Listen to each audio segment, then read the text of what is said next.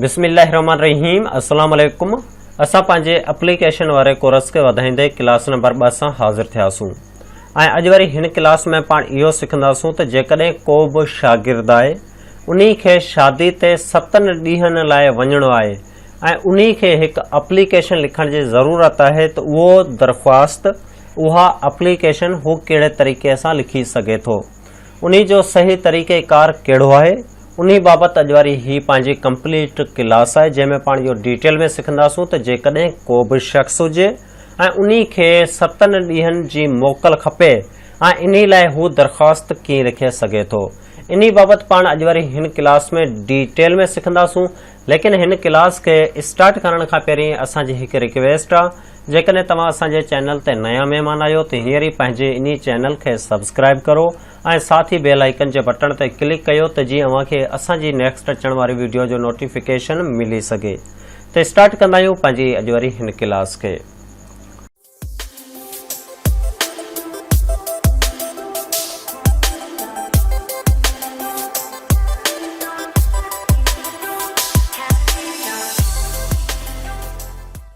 Welcome back. अॼु असां पंहिंजे इन कोर्स जी क्लास नंबर 2 सां हाज़िर आहियूं।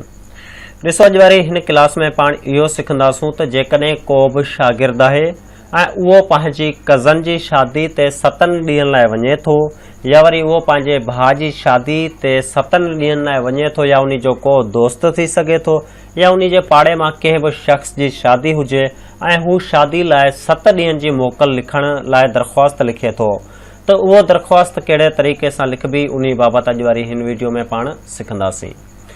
ॾिसो, हिन वीडियो में सभिनी खां पहिरीं पाण पैटर्न सिखंदासूं। पैटर्न खां पोइ उहो जेको पैटर्न असां तव्हांखे सेखारींदासूं उन खे फिल करे ॿुधाईंदासूं ऐं लास्ट में असां तव्हांखे टोटल एप्लीकेशन ॾेखारे ऐं सम्झाईंदासूं। त जेको असांजो फर्स्ट स्टेप आहे उन खे हाणे सम्झूं था त फर्स्ट स्टेप में असांखे छा छा करिणो आहे। मुकमल दरख़्वास्त लिखण सेखारींदासीं, अव्हांखे वीडियो स्किप करण जी ज़रूरत कोन्हे।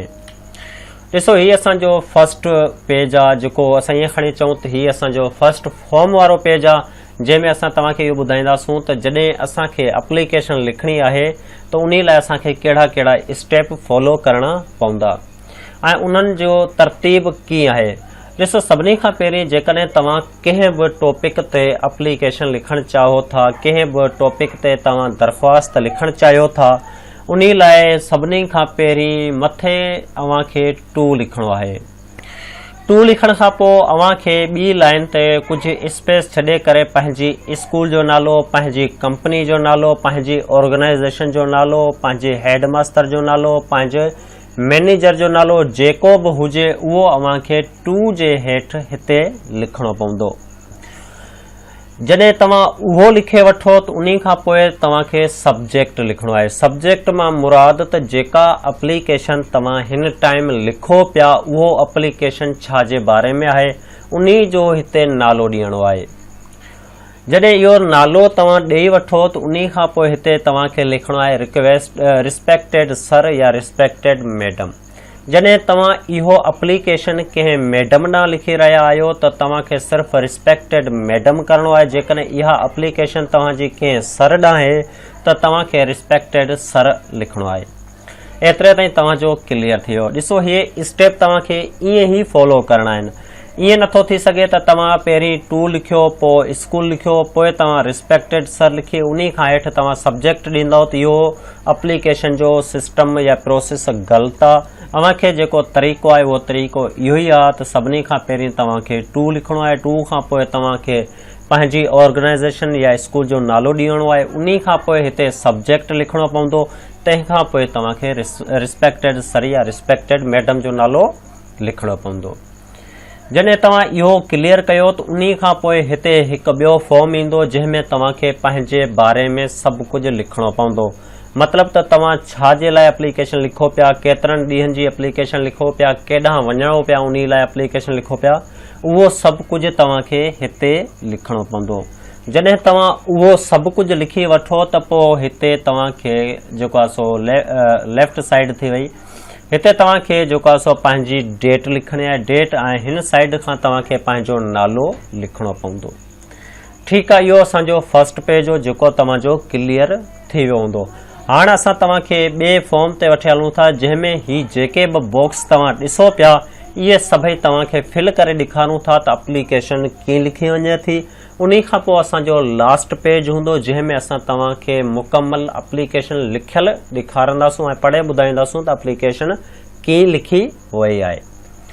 हाणे असांजे साम्हूं हिते जेको ॿियो पेज आहे हिते ॾिसो जेके बि बॉक्स हुआ उहे सभु असां ख़ाली करे चुका आहियूं, सिर्फ़ु हिते 2 लिखियलु आहे।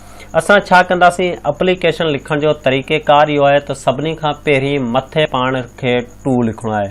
2 लिखण खां पोइ हिते पाण जेको आहे सो पंहिंजी स्कूल या ऑर्गेनाइज़ेशन जो नालो ॾींदासूं ऐं इहो असां ॿुधाईंदासूं त हीअ जेका एप्लीकेशन आहे हिन स्कूल में हिन उस्ताद ॾांहुं असां लिखे रहिया आहियूं। सपोज़ कयो त असां हिते लिखियोसीं हेड मास्टर या हेड मिस्टर्स, ठीकु आहे। Headmaster government high school Mirpur Khas, असां इहो लिखियोसीं त गवर्नमेंट हाई स्कूल मिरपुर ख़ास में हेड मास्टर ॾांहुं असांजी इहो एप्लीकेशन आहे।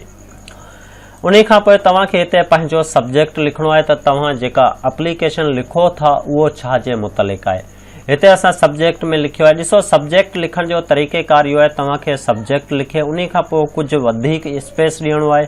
वधीक स्पेस ॾियण खां पोइ तव्हांखे लिखणो आहे जेको एप्लीकेशन जो तव्हां जेको एप्लीकेशन जंहिं बाबति लिखो पिया उन जो हिते नालो ॾियणो आहे। हिते असां जेका एप्लीकेशन लिखूं पिया उहो लिखूं पिया requested for grant of 1 weeks leaves.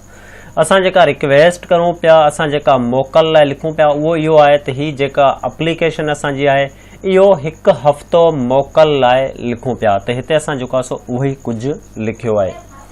उन खां पोइ असां हिते लिखंदासूं रिस्पेक्टेड सर। हिते ॾिसो तव्हां रिस्पेक्टेड या त मैडम लिखिजो या तव्हांखे रिस्पेक्टेड सर लिखणो आहे। असां ही सपोज़ कयो जेकॾहिं असां सिर्फ़ु सर ॾांहुं लिखूं पिया त असां छा लिखंदासूं रिस्पेक्टेड सर। उन खां पोइ हिते जेको असांजो मैसेज आहे, जेको कुझु असां लिखणु चाहियूं था, जेको कुझु असां हेड मास्टर खे ॿुधाइणु चाहियूं था, जंहिं बाबति असां जेको आहे सो ही एप्लीकेशन लिखूं पिया उहो सभु कुझु हिते पाण लिखंदासीं। उन खे लिखण जो तरीक़ेकार इहो आहे त सभिनी खां पहिरीं ही तव्हां लाइन सम्झिजो। ॾिसो एप्लीकेशन लिखण जो तरीक़ेकार सेम ई हूंदो आहे, सिर्फ़ु असां जेको आहे सो मोकलनि जा नाला, ॾींहंनि जा नाला ऐं जेको आहे सो लोकेशन जो कुझु चेंजिंग कंदा आहियूं। बाक़ी जेको स्टार्टिंग मां आहे उहो असांजो सेम ई रहंदो। उन में इहो आहे त सभिनी खां पहिरीं असांखे लिखणो पवंदो विथ हम्बल सबमिशन। इहो तव्हांखे 3 लफ़्ज़ लाज़मी लिखणा आहिनि।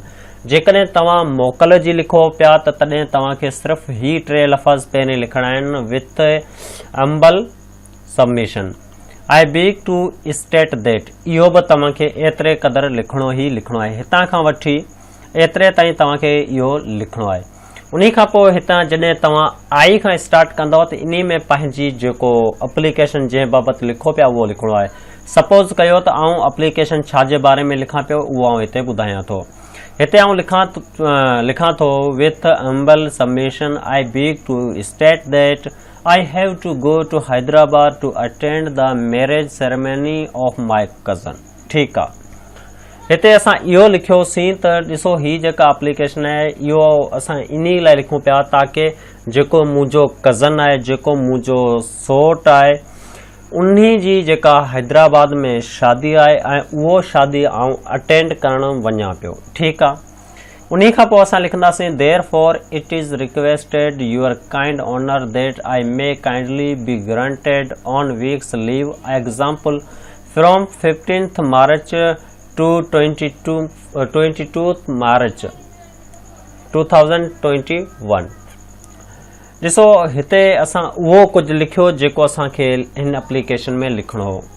मतिलबु त हिते असां लिखियो आहे त जेका एप्लीकेशन आहे उहो इहो आहे त जेका सो मुंहिंजे कज़न जी शादी आहे, हैदराबाद आउं वञा पियो, इन लाइ मूंखे 7 ॾींहंनि जी मोकल खपे। जेको डेट असां हिते ॾींदासीं त 15 मार्च खां वठी 22 मार्च ताईं मूंखे मोकल खपे या आउं अची नथो सघां। हिते तव्हांखे जेको आहे सो तरीक़ेकार ॿुधायो थो त तव्हांखे छा करिणो आहे। तव्हांखे इहो करिणो आहे त सभिनी खां पहिरीं जेको एतिरे ताईं with humble submission I beg to state that, एतिरे ताईं तव्हांखे इहो ई लाइन सेम टू सेम लिखणी पवंदी। तंहिंखां पोइ हितां खां वठी आई खां वठी एतिरे ताईं अव्हांखे उहो ॿुधाइणो पवंदो तव्हांजे कज़न जी शादी आहे, तव्हांजे फ्रेंड जी शादी आहे, तव्हांजे भाउ जी शादी आहे, जंहिंजी बि शादी आहे उहो लिखणो पवंदो ऐं असां उहो लिखंदासीं त उहो शादी हिन लोकेशन ते आहे ऐं इहो आउं अटेंड करणु वञा पियो। उन खां पोइ तव्हांखे ॿियो कुझु न आहे करिणो। ही जेका बि लाइन तव्हां ॾिसो पिया सेम टू सेम लाइन लिखणी आहे। सिर्फ़ु हिते आई मतिलबु फॉर एग्ज़ाम्पल खां वठी हिते जेका तव्हांजी डेट आहे उहो डेट तव्हांखे पंहिंजे हिसाब सां चेंज करणी आहे। उन खां पोइ हिते तव्हांखे लिखणो आहे थैंकिंग यू डेट जेको आहे तव्हां हिते ॾींदो जंहिं डेट ते तव्हां एप्लीकेशन लिखे रहिया आहियो। उन खां पोइ हिते जेको आहे सो तव्हांखे पंहिंजो नालो ॾियणो आहे ऐं पंहिंजी क्लास खे मेंशन करिणो आहे। हाणे इन तरीक़े सां असां एप्लीकेशन लिखे सघूं था जॾहिं कंहिं बि शख़्स जी शादी हुजे ऐं उन शादी खे असां अटेंड करणु वञूं ऐं उन दौरान असांखे जॾहिं एप्लीकेशन लिखण जी ज़रूरत पइजी वञे त असां इन तरीक़े सां लिखंदासीं। तरीक़ेकार असां हिकु दफ़ो ॿीहर तव्हांखे ॿुधायूं था त इन में इहो आहे त विथ खां वठी डेट ताईं अव्हांखे ही लाइन सेम टू सेम लिखणी आहे। उन खां पोइ आई हैव खां पोइ जेको आहे सो एतिरे ताईं जेको एप्लीकेशन जंहिं बाबति लिखो पिया तव्हां जेको आहे सो कंहिंजी शादी अटेंड करणु वञो पिया उहो किथे आहे उहो लिखणो आहे। उन खां पोइ हितां ही जेका बि लाइन आहे इहो तव्हांखे सेम टू सेम लिखणी आहे। सिर्फ़ु चेंजिंग इहो करणु आहे हिते जेका तव्हां डेट ॾिसो पिया जेका तव्हां तारीख़ ॾिसो पिया उहो तारीख़ पंहिंजे हिसाब सां लॻाइणी आहे बसि। हाणे इहो ई तरीक़ेकार आहे। हिते असां सिर्फ़ु बॉक्स हटाया आहिनि बाक़ी एप्लीकेशन असांजी सेम टू सेम आहे। उम्मीद कंदा आहियूं त अव्हांखे अॼु वारी असांजी क्लास पसंदि आई हूंदी ऐं अव्हांखे इहो ख़बर पइजी वई हूंदी त असां मोकल लाइ कीअं एप्लीकेशन लिखे सघूं था। हाणे इंशाअल्लाह असां हिकु ॿी क्लास सां तव्हां सां मुलाक़ात कंदासूं। जेसिताईं असांखे ॾियो इजाज़त। अल्लाह निगहबान।